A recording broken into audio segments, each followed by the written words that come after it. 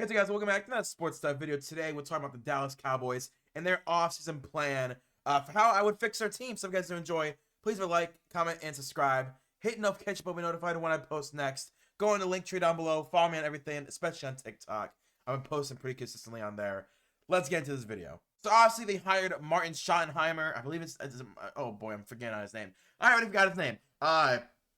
My opinion, the worst head coaching hire in the offseason. I have a video coming later this week. Breaking down all the new hires, my grades for all of them. But I'll give you insight. I don't like the Schottenheimer hire. He didn't really work out as offensive coordinator for the Seahawks. Didn't really work out as offensive coordinator for the Cowboys. And now as head coach. It was really uninspired hire. Genuinely was, in my opinion, the worst hire in the offseason. So, yeah, let's just let's build this team to be as effective as they can. Starting off with cuts and or trades, we have negative $3 million in cap space heading into the offseason. Lots of money and a very few players. So let's see what we can do to fix this cap space situation. Starting off, I'm going to be cutting Donovan Wilson, starting safety. He had 56 tackles, 1 interception, 28 run stops, and allowed 141.6 passer rating. He's to be cut due to cap restrictions. If we did have money, I don't think Donovan Wilson would be cut. But due to cap, I think he's to be a cap cut. He's been a solid safety for Dallas the last few years. Really good, strong safety in the NFL. Another team I think is going to land him and land a really good player. He, again, is at best when he's run defending. Not the greatest when it comes in the pass coverage. But when you're a strong safety, you know, if you're really good at run defending, you're a starting level player. But Donovan Wilson cut him for $7 million. Next, we'll also be cutting Malik Hooker. Malik Hooker had 61 tackles, 2 interceptions, 18 run stops, and 3 pass breakups. Again, another casualty of negative cap space. If we had money, I don't see us cutting Malik Hooker, but he needs to be a cap cut to me. He rebounded his career after multiple injury issues in Indianapolis. In my opinion, I also was gonna be really good wherever whenever he was healthy, and obviously eventually got healthy. He's been really good. I think he's also gonna land as a starter somewhere. We're cutting him for $5.7 million. Then some restructures. We'll be restructuring Dak Prescott for $37 million and restructuring CeeDee Lamb for $20.5, opening up $58 million in cap space. And as you can see, I did not trade Micah Parsons. There's some rumors that maybe they should trade Micah Parsons and get draft capital back to rebuild this team. I may be keeping Micah Parsons on this team. I did not do an extension for him. I don't know what that number would look like. I don't know if it's be signed an extension with Dallas. So I decided, you know what? At worst, let's let him play on his 5th-year deal, his 5th-year option, and we can always franchise tag him next year while we're working out a deal. But as of right now, I do not give him an extension, and I do not trade him. I want to make sure I have that note there. So for re-signings, we have positive $70 million then. That's a lot of money to go work this team. The issue is a lot of money is about to go to this guy right here, Osa Odighizuwa, their starting D-tackle. Last year, 33 tackles, 7 sacks, 1 forced fumble, 30 run stops, and 60 pressures. He has a career year, of course, in the final year of his contract, as most NFL players do. One of the most underrated D-tackles in the league. You know, if the Cowboys were better, I think Osa Odighizuwa could have gotten, like, Defensive Player of the Year hype with how good he was just overall. He's an elite run stuffer, and over the last 4 years has really developed his pass rushing to where he's one of the most effective pass rushing D-tackles in the NFL. You can't lose him in the interior. You can't have Mozzie Smith as your number 1 D-tackle. That, you know, your defensive line would fall off. So I am going to be re-signing Osa Odighizuwa to a 3-year, $57 million deal, $37 million guaranteed at 65% guaranteed. Not the worst contract in the world. I kind of based it off the Nnamdi Madubuike deal from the Baltimore Ravens last year. I just don't think Osa has been as good as him, so it's a little bit lower. But I think that Osa Odighizuwa can develop into a really good player. Again, he's already one of the most underrated D-tackles in the league, but I think he can develop even further in his career. So, yeah, Osa Odighizuwa is the one re-signing I'm going to be doing. So, entering free agency, we have $55 million to fix this roster. I let a lot of guys go in free agency. I let a lot of guys walk, and I cut a couple of starters. So, with the free agency money, we got to start, resupplying this roster.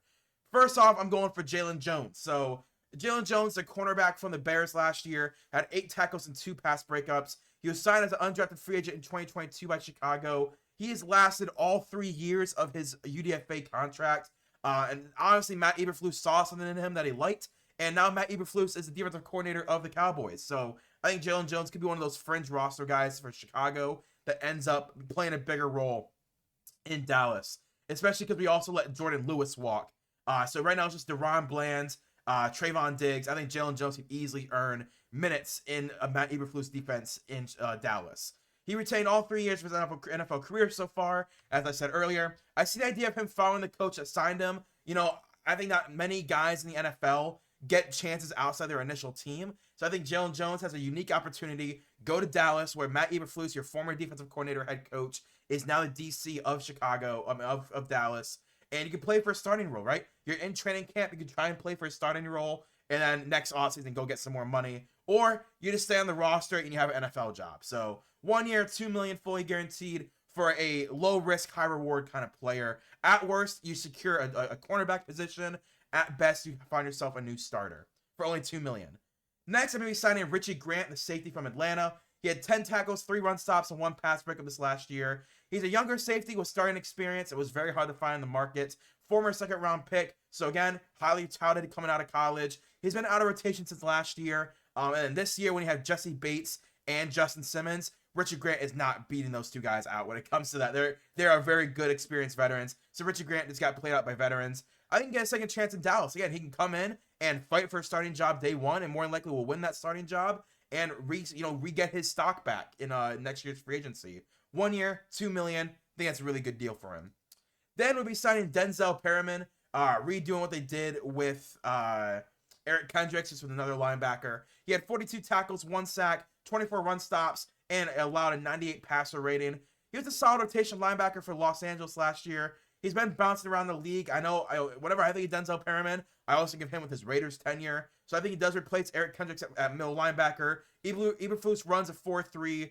It's defense. So I think that Denzel Perriman slots in very nicely as a starter, taking over where Eric Kendricks was. Eric Kendricks was not very good last year. Denzel Perriman was in limited minutes. So I'm willing to let Denzel Perriman come in, be that veteran middle linebacker for us next year. 1 year, $4 million.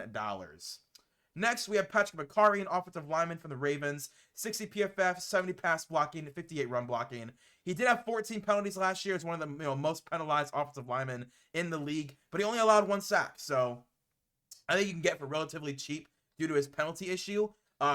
Zach Martin, another guy I don't re-sign, was their starting right guard last year. I think Patrick McCarry can come in, start for right guard, because we know he can block really well for a running back with Derrick Henry, with Lamar Jackson and his scrambles, with the plethora of running backs I've had over the last couple of years. We know he knows how to block for running backs. So I think Patrick McCarry is a really good scheme fit for a team that wants to get back into the run game. 1 year, $6 million fully guaranteed. Next, we have Cam Akers, running back from the Minnesota Vikings. 104 carries, 444 yards, and 2 touchdowns last year. He's only 25 years old, so he's still on the younger scale of the NFL rosters, which is kind of crazy how much he's bounced around. He has shown he can carry a run game before. Injuries have hampered a once promising career. He started off with LA, goes to the Vikings, back to LA, back to Houston, back to the Vikings.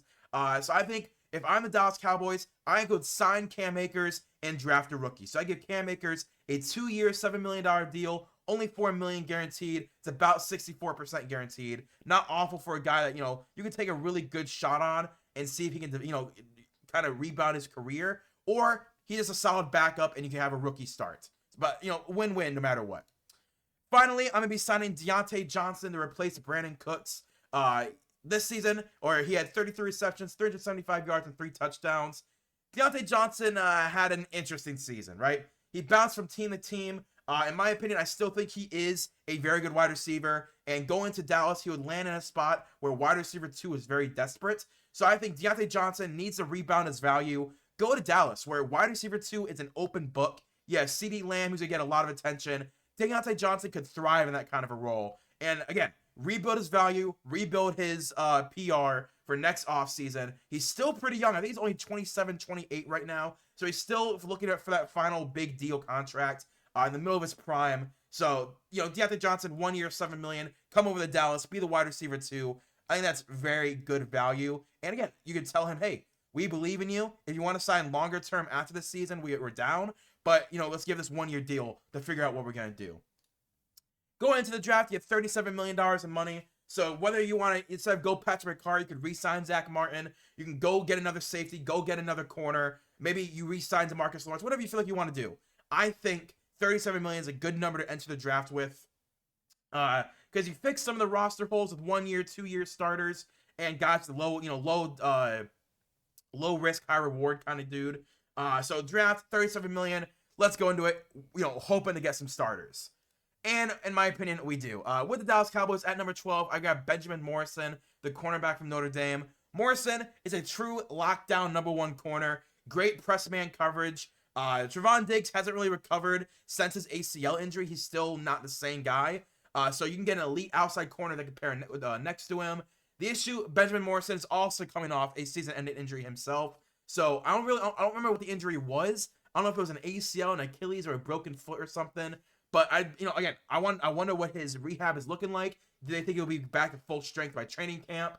I don't know. But Benjamin Morrison, as a player on the football field, is worth a top 12 pick. Then number 44, grabbing Caleb Johnson from Iowa. Caleb, great lead back. He had 28 carries of 15-plus yards, which was 3rd in college football. This is the dude I think you take to pair with Cam Akers. Cam Akers can maybe start going into training camp, but I think Caleb Johnson can easily take that job to where you then have Cam Akers as that number 2 that you can rely on if Caleb Johnson is struggling as a rookie. He has great speed, great ball vision. He's a very patient runner, kind of like Le'Veon Bell was very patient in the backfield. And I like his willingness to pass block too. With this offensive line, it's going to open up holes for you. So you don't need to be as patient as Le'Veon Bell was, but I think Caleb Johnson can still, get monster yardage behind this really good offensive line. Then number 76, grabbing Lathan Ransom from Ohio State. Ransom is a great run defending safety. He played both strong safety and free safety in his career. 6'1", 210, great blitzer, and he's a prototypical strong safety nowadays. Great run defender, struggles in the coverage game, but that can kind of get covered up by a nickel corner, a linebacker, and a free safety. But I think Lathan Ransom in the run game can easily take over what Donovan Wilson was doing for you. And he's younger, 4-year deal. I like that for what they can do.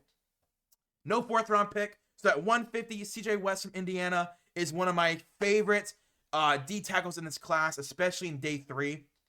I think he can give you minutes year 1. Year after year, he's been a dominant run defender at Indiana. I believe he transferred to Indiana, but he's been dominant run defender. He's developed into a very good pass rusher as well. Didn't start off his college career as a dominant pass rusher, but it's really, he's kind of grown into that role. But he's always been a really good run defender. I think next to Osa Odighizuwa, he can start day 1. I genuinely think you can have him over Mozzie Smith after training camp. Like, this is a dude, lots of playing experience, lots of starting experience. I think is a steal in day 3. Then at 170, grabbing Jay Higgins from Iowa. Higgins, great coverage guy. I do think he needs to develop the ability to see running lanes to stop the ball carriers from getting past him. But as a coverage guy, he's had nearly 200 tackles the last 2 years in coverage. That is amazing. Then at 172, Ricky White, the wide receiver from UNLV. Ricky's a 6'1", 190 do-it-all wide receiver. I'd like to see him add a little bit more weight onto his frame, but with the way he currently is at, he plays really well. He's played in the slot. He's playing the outside. He's effective after the catch, a good route runner. I don't see him being a wide receiver 1, but I see him being a high-end number 3, average wide receiver 2, which at 172 in the 5th round, you run for that, right? That is a great value at 172 to get a dude who can start for you and give you valuable minutes, who can actually grow into the role. Then at 175, grab guard Miles Frazier from LSU. Miles, a solid guard to develop, good frame, good size. Having depth at interior offensive line in the NFL is essential. We're seeing that across the league, that poor offensive line play is causing a lot of issues. So if you can have Miles Frazier, lots of starting experience in 175, that's pretty solid. He's played right guard, center, and right tackle, so he has experience all across the right side of the offensive line. So that's one less dude you have to carry on the roster, because Miles Frazier can take up 3 different backup roles, right? Then Jalen Walker, linebacker from Indiana. Again, I love this Indiana defense this past season. Jalen Walker, another deep gen for me. Great run defender, great blitzer. I see shades of Nakobe Dean in him with 7 forced incompletions in coverage at linebacker, which was 3rd in college football last year. So not only is he a great run defender and blitzer, he is a solid coverage guy, right? He has active hands in passing lanes. I don't think he's a great coverage guy still. I think he needs to develop that a little bit more. But I think in packages, he can be a starting run defender. And that is something, again, at 188 is a great value pick. Then a great rotation guy at 211 and Ethan Downs. Great pure rotation pass rusher. I don't see him being a starter. I really don't anywhere in the NFL. But I do see him giving valuable minutes as a backup.